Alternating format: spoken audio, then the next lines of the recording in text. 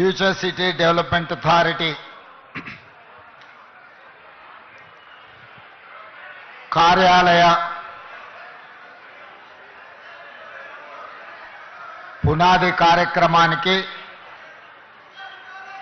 అదేవిధంగా కొంగర కలాన్ నుంచి ఆమన్గల్ వరకు దాదాపుగా 45 కిలోమీటర్లు ప్రపంచంలోనే అత్యంత నాణ్యమైన రహదారిని నిర్మించడానికి కార్యక్రమాన్ని ఏర్పాటు చేసి సభాధ్యక్షత వహించిన మిత్రులు ఐటీ మరియు పరిశ్రమల శాఖ మంత్రివర్యులు దుద్దిల్ల శ్రీధర్ బాబు గారు, ఈ కార్యక్రమంలో నాతో పాటు ముఖ్య అతిథులుగా విచ్చేసిన మిత్రులు ఉప ముఖ్యమంత్రి వర్యులు బట్టి విక్రమార్క గారు, అదేవిధంగా ఈ కార్యక్రమంలో పాల్గొన్న సహచర మంత్రివర్గ సభ్యులు అడ్లూరి లక్ష్మణ్ గారు, ఇబ్రహీంపట్నం శాసనసభ్యులు సీనియర్ నాయకులు మల్రెడ్డి రంగారెడ్డి గారు, ఈ కార్యక్రమాన్ని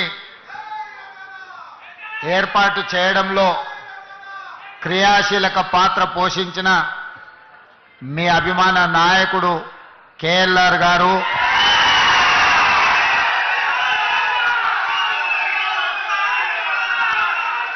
అదేవిధంగా ప్రభుత్వ సలహాదారులు, శాసన మండలి సభ్యులు, వివిధ కార్పొరేషన్ల చైర్మన్లు,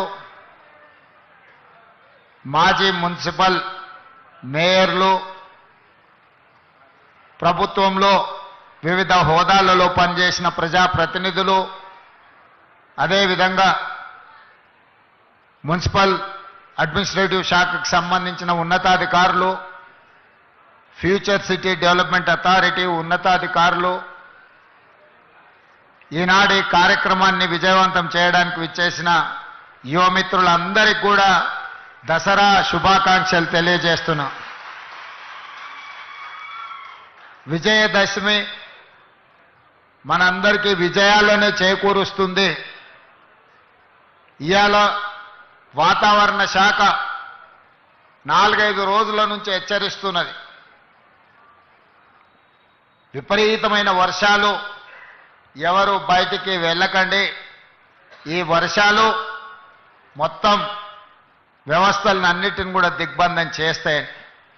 కానీ ఒక మంచి సంకల్పంతో, ఒక మంచి ఆలోచనతోటి ఈనాడు ఈ అభివృద్ధి కార్యక్రమాల ప్రారంభోత్సవం పెట్టుకుంటే వాతావరణం ఎంత అనుకూలంగా ఎంత గొప్పగా సహకరించిందో నాకు తెలిసి ఈరోజు ఉదయం కూడా వర్షం పడ్డట్టుంది. ఇక్కడ మీరందరూ ఇండ్లలో నుంచి బయలుదేరే ముందు వర్షం వస్తుంది, కార్యక్రమం ఏ విధంగా కొనసాగుతుందో అని మీరందరూ ఆందోళన చెంది ఉంటారని నేను అనుకుంటున్నా.